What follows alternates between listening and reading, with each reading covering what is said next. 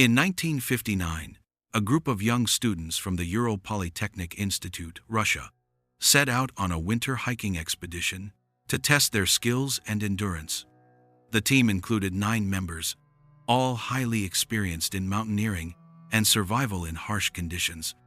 Leading them was Igor Dyatlov, a 3-year-old passionate and disciplined young man, deeply trusted by his friends. Their destination was Mount Otorten, a remote and treacherous peak rarely visited by anyone. The plan was to complete the trip in about 3 weeks and then return safely. No one could have imagined that this would be their final journey. When the group failed to return on schedule, their families and friends grew alarmed. A search team was dispatched. After days of combing the snow-covered mountains, the rescuers stumbled upon a scene so bizarre that it still shocks the world today.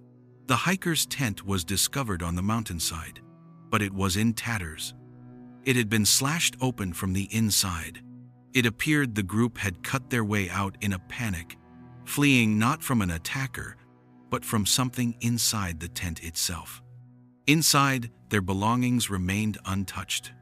Boots, coats, food, journals, cameras.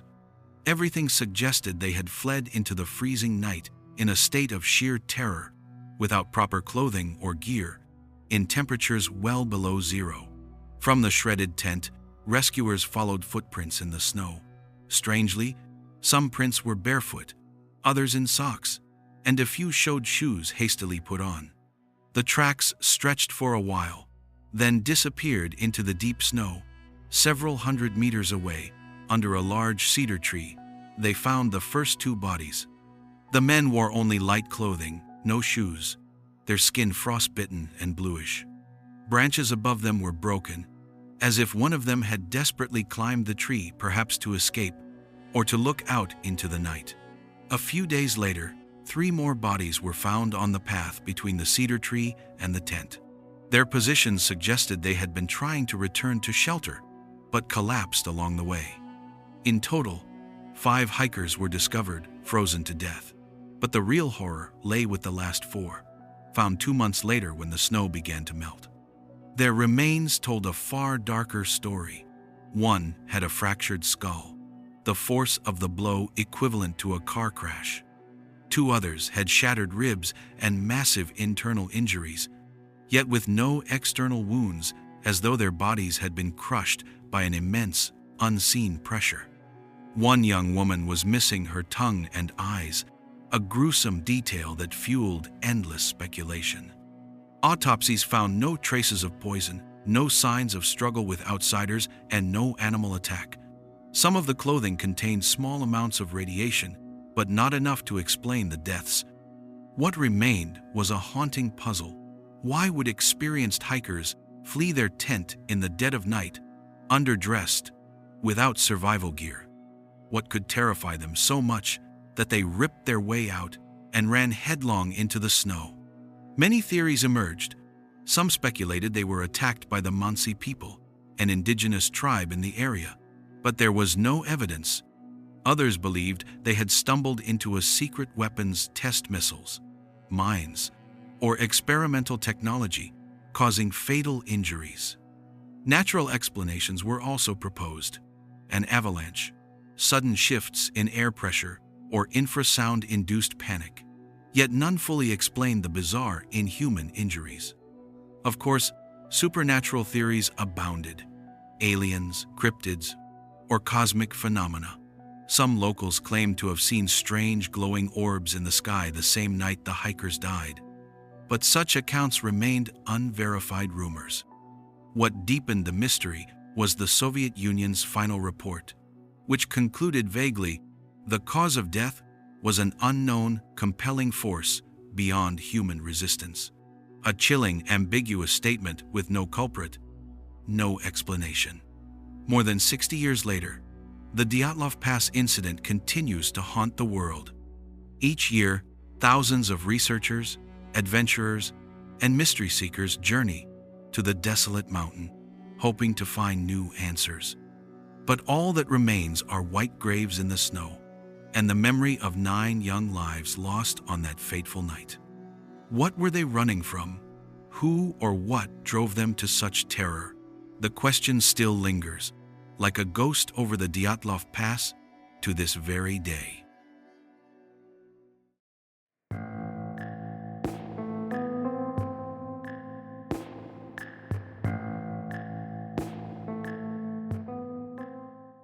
On a cold March morning in 1922, the small Bavarian village of Kaifeck was shaken by a horrifying discovery. The entire Gruber family, 6 people in total, had been brutally murdered at their remote farmstead. To this day, the Hinterkaifeck case remains one of the darkest unsolved crimes in German history. The patriarch, Andreas Gruber, 63, lived with his wife Cecilia, 72, their widowed daughter, Victoria, 35, her 2 children, Cecilia, 7, and Josef, just 2, and a newly hired maid named Maria. Their farm, Hinterkaifeck, stood in isolation, surrounded only by endless fields. Its remoteness made it a place of eerie silence long before tragedy struck. In the days leading up to the massacre, strange events unsettled the family. Andreas told neighbors he found footprints in the snow leading into the farm, but none leading out. He claimed to hear footsteps in the attic at night. Keys went missing. Strange newspapers appeared inside the house, though no one subscribed. These were signs that someone might already be living inside their home, but Andreas dismissed them, unaware that these were omens of death. On the 31st of March, the killer struck. It is believed he lured each family member, one by one, into the barn, murdering them with a mattock, a heavy farming pickaxe. The bodies of Andreas, his wife, Victoria, and little Cecilia were stacked in the hay, covered with straw as if to hide them. Evidence showed that 7-year-old Cecilia survived her initial wounds, pulling out her own hair in sheer terror before she finally died. Inside the farmhouse, 2-year-old Josef and maid Maria were slaughtered in their beds. Yet the killer did not leave immediately.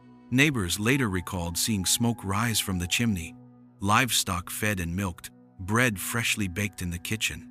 For several days, the murderer lived in the farmhouse alongside the corpses. When police arrived, they were stunned. There was no sign of robbery. Money and valuables were untouched. The murders were savage, yet carried out with an eerie calm afterward.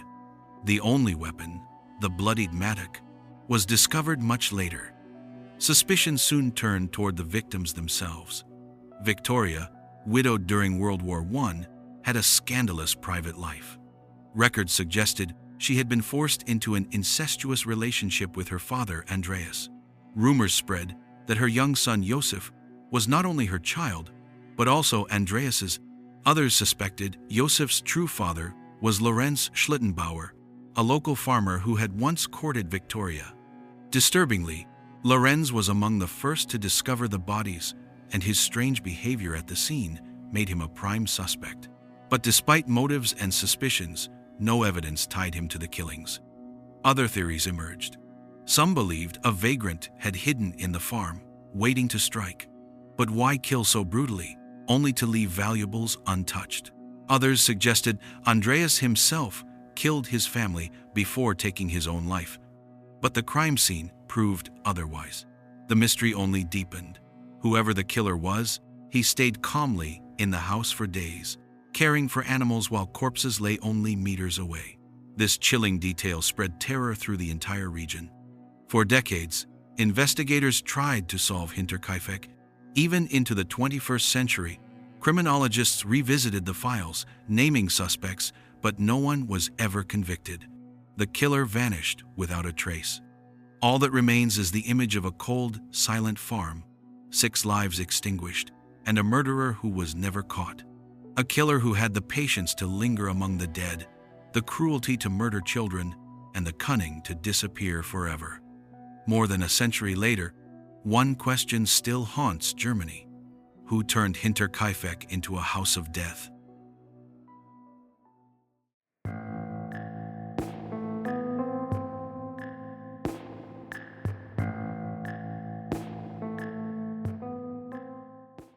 In the summer of 1993, Near the majestic Lake Baikal in Siberia, Russia, a group of 7 energetic young people set out on a long hiking trip.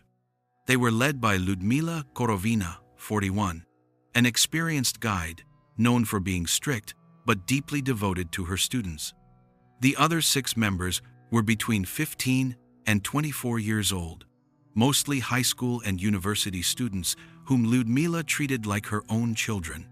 They trusted her completely, and this trip was supposed to be nothing more than another test of endurance and spirit, just like many before. But only a few days later, the whole of Russia was shaken by the news. Only one member came back alive. The sole survivor was one 7-year-old Valentina Utochenko. Her story left investigators and doctors horrified. At the beginning, the group set out under fairly good conditions. They carried enough food, proper equipment, and were in high spirits. Lyudmila, famous for her tough training methods, often pushed her students into difficult situations to build resilience. But everyone believed they would overcome the challenges and finish the journey with smiles. On the 3rd day, however, the weather suddenly turned. Heavy rain, freezing winds, and thick fog enveloped the Khamar Daban range. The group was drenched, exhausted, yet they pushed on under Lyudmila's orders. That was when the tragedy began. Valentina later recalled that suddenly, one member started screaming uncontrollably, eyes bloodshot, foam coming out of the mouth. The person collapsed, writhing in agony, and died almost instantly. Before anyone could understand what was happening, another member fell into the same state, trembling, bleeding from ears and nose, then collapsing lifelessly. Panic spread like a plague. One by one, the others began acting bizarrely. Some tore off their clothes and ran into the cold rain. Others screamed and smashed their heads against rocks.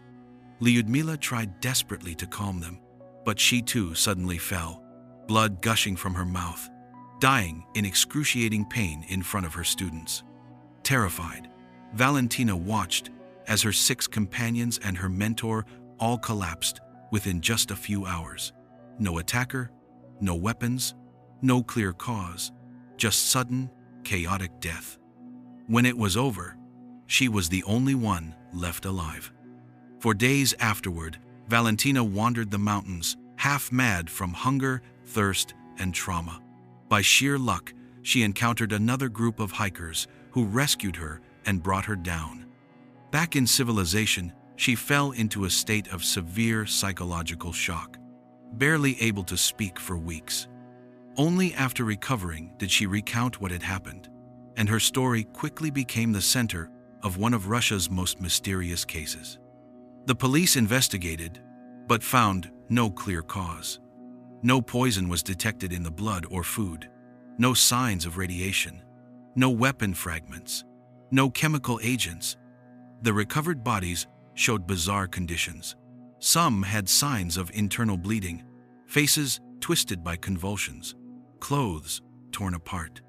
Some even appeared frozen in mid-death, as if their bodies had been locked in the moment of agony. The official cause? No one dared to confirm. Some experts suggested food poisoning, perhaps from toxic mushrooms or contaminated water. But why only this group, when thousands of hikers roamed the same area unharmed? And why did the symptoms appear so suddenly and violently? Another theory speculated they were exposed to secret Soviet military toxins from hidden test sites. Locals had long spoken of strange phenomena around the Khamar Daban range: unusual fogs, distant explosions, mysterious lights in the sky. If true, the group may have entered an area contaminated by chemical or biological weapons, but the government has never admitted it. Others suggested natural phenomena: mountain winds carrying toxic gases from underground, or sudden pressure changes disrupting the brain. But could mere wind or gas kill 6 strong young people in just hours? Scientists were not sure. And of course, supernatural theories abounded. A second Dyatlov Pass incident, aliens, or even an invisible force. The chilling coincidence was undeniable. Just a few decades earlier, Another group, the Dyatlov hikers, perished under eerily similar mysterious circumstances in another Russian mountain range. Valentina, the sole witness, later lived in silence. She never wanted to recall those horrific memories. For her, what happened on Khamar Daban was not just a hiking accident, but a lifelong nightmare. For the world, it remains an unsolved mystery. These three mysterious stories remain unanswered, but perhaps you have your own theory. If so, leave your thoughts in the comments below. I'd love to know what you believe: science, human crime, or something beyond imagination. And don't forget to subscribe to the channel so you won't miss the next mysterious cases. Every subscription is a motivation for me to keep bringing you stories of the world's greatest mysteries.